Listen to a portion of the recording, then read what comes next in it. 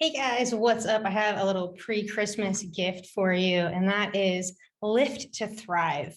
How do you actually build a weightlifting program or a resistance training program? If weightlifting sounds intimidating to you, that's okay. Really, we're just talking about resistance training, something that is actually going to add muscle to your frame, which is going to speed up your metabolism, which is what you ultimately want in order to get that toned look, right? You want that toned look in your arms, maybe shadow of definition in your triceps, maybe a shadow or two in your abdomen. You can't achieve that look just by going after cardio and a caloric restriction. You actually have to have muscle there to be revealed.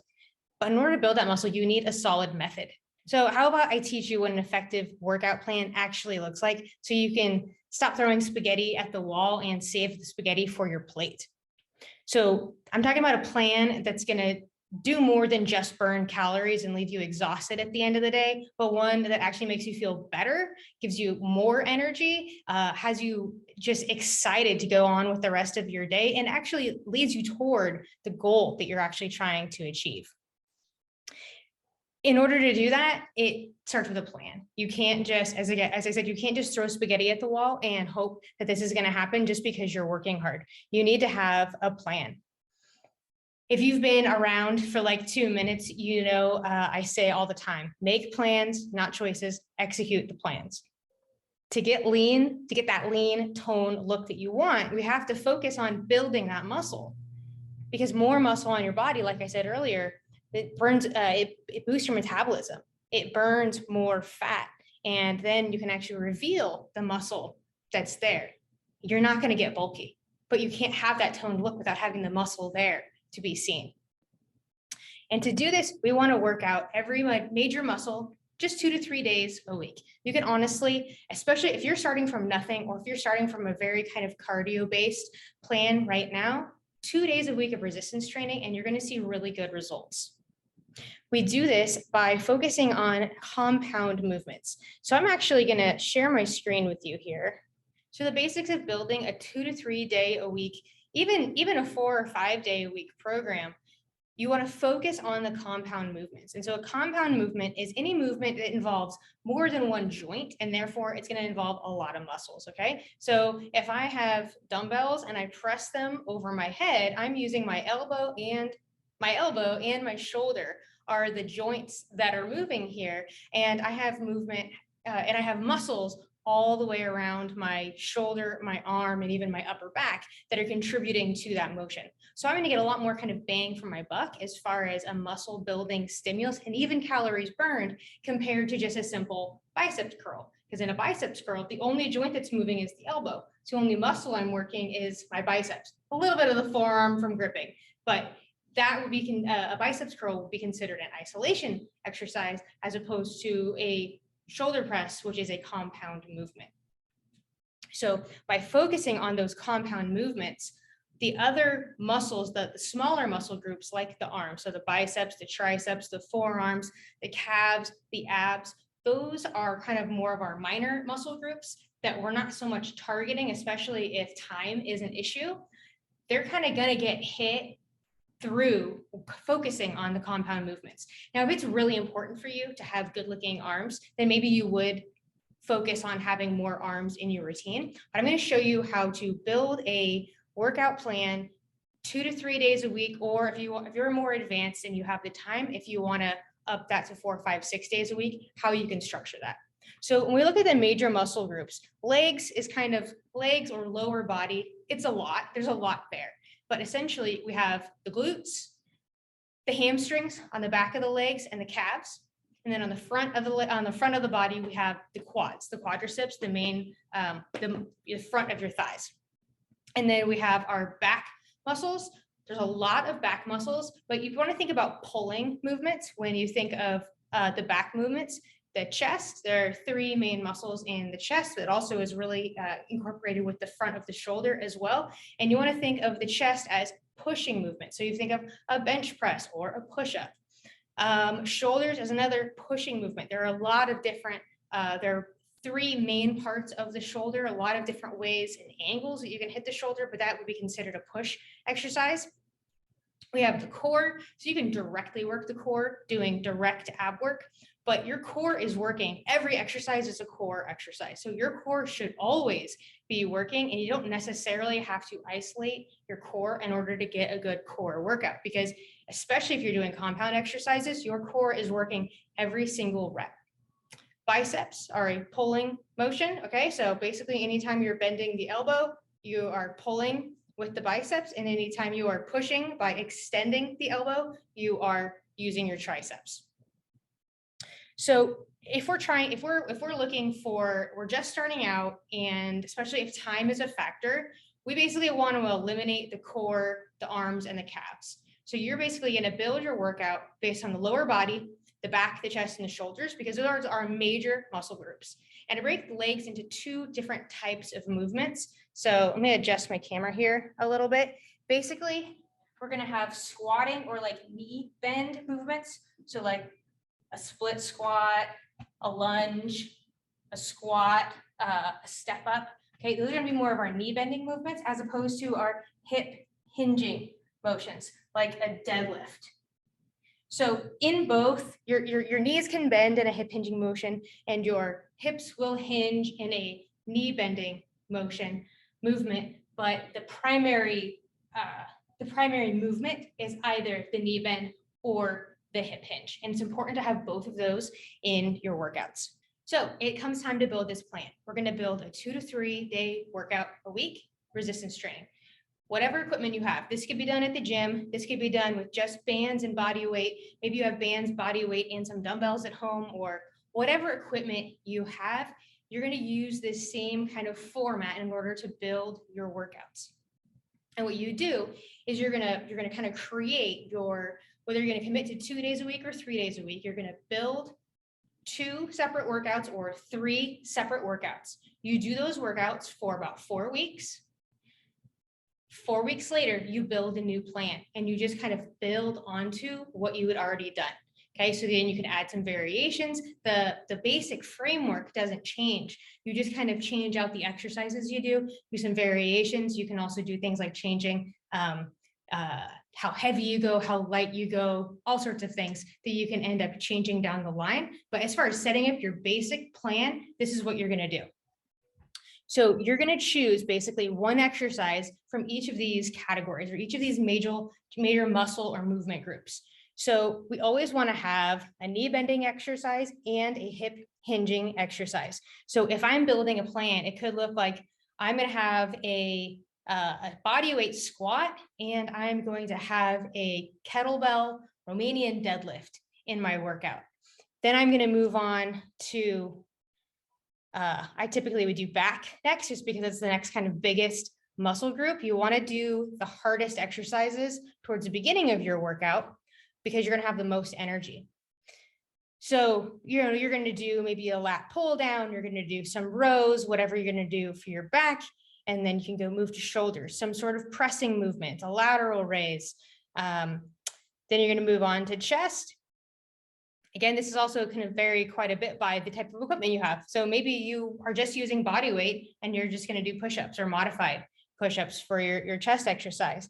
Then if we have time, and if building arms is a priority for you, then you can add some biceps and triceps, some arms in there.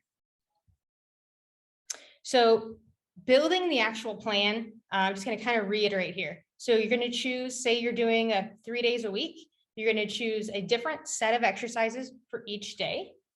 You're writing this out and you're doing it for 4 straight weeks. You want to make sure that you actually have a day off in between because your body actually builds when it's recovering.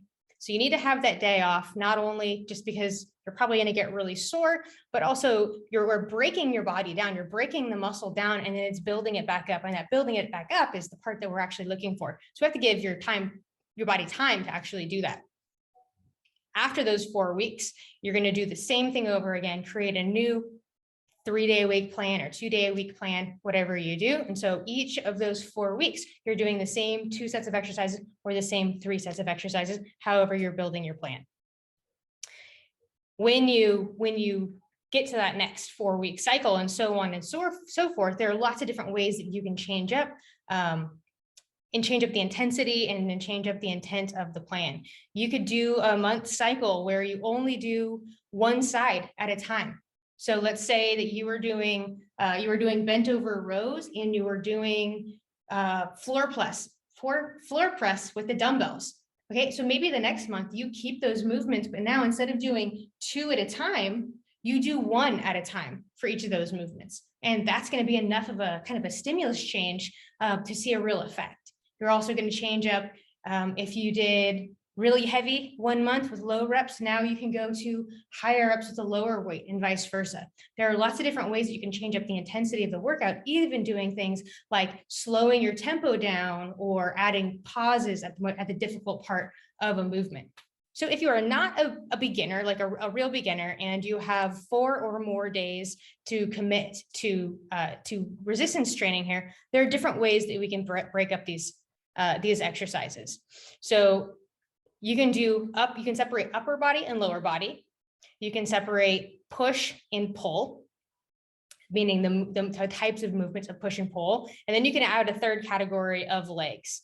So you could do push, pull, legs. So just depending on what your focus is. So for example, if you're doing a 5-day a week and you're really trying to build your glutes, let's say, you wouldn't want to do this upper lower where you're doing upper body 3 days a week. You would want to do lower upper where you have lower body 3 days a week. You could, of course, switch this up over time too, but it's going to be dependent on 1, your time commitment, and 2, what your goals are. And as you would get into these more intensive workouts, you're just going to be adding more exercises to these. So if you're doing an upper body, an upper lower split, for example, maybe you are going to have arms in there as opposed to the 2 to 3 days a week person who has more limited time and is less experienced. Now, maybe you are going to have biceps and triceps in there. Maybe you're going to add calves and even abs to your workouts because we're splitting them up. Instead of doing full body, we're doing upper body and lower body, or we're doing pushing movements and pulling movements. So here's just a sample of the full body. Okay, so first of all, full body workouts are excellent ways to work out, especially if time is limited and if you are somewhat newer to working out. And so the way that I have written these out here is that I've told you kind of like the type of exercise or the major muscle group that we're working here, just so you see I'm taking one exercise from each of those major categories, okay? So for day 1, you're gonna do a goblet squat. That's gonna be your knee bending exercises. And then your hip hinging exercise is gonna be a dumbbell Romanian deadlift. For back, you're going to do a banded row. For chest, you're going to do a banded chest press. And for shoulders, you're going to do a dumbbell shoulder press. Now, one thing that I do, especially when I'm programming for clients, is I like to try to think of kind of the convenience and the flow of the workout. So if this is somebody who has, dumbbells and bands, then I want to try to make it so they're not having to switch things out quite as much. So they're going to use the dumbbell for the goblet squat, the RDL, and for the shoulder press. But these back-to-back exercises, the band row and the chest press, they can have the band anchored at the same height. So it's going to be really easy to transition from doing the band row, flip around, and now do the chest press. Just so it's less time in between exercises, switching around your equipment. So for day 2 then, our knee bend, okay, it's always great to have at least 1 day a week, have some unilateral work or one side at a time work. So our knee bending exercise is going to be a 1 day or a one side at a time reverse lunge. And the hip hinge is going to be a banded deadlift. For back, we're going to do lat pull down, chest, band, crush grip, press out, and then shoulder, we're going to do a lateral raise. Now, if this person is interested in doing a day 3, so maybe you could absolutely commit to 2 days a week, and the 3rd day is kind of going to be a wild card. Build this day in. You would just want to make sure that all of your bases are covered in day 1 and day 2. And then if you get to day 3, it's kind of a bonus. So we here have a dumbbell glute bridge for the knee bend, a dumbbell front squat. For the back, we have prone cobra, which is just a body weight movement, and chest and push-up, and then rear delt fly for the shoulder. And then I kind of put optional. So these are some exercises if core strength or having abs is going to be really important to you. If you have time and want to, and you want to have the arms in there, you can throw in these kind of ab exercises and arm exercises and calf raises in there, or you could even break it up. So let's say you do biceps on day 1, you do triceps on day 2, and then you do calves on day 3 or something like that. But I wanted to show you how the compound movements and the major muscle groups, the muscle groups that take up the largest kind of surface area on our body, is the most important thing as far as actually building each workout.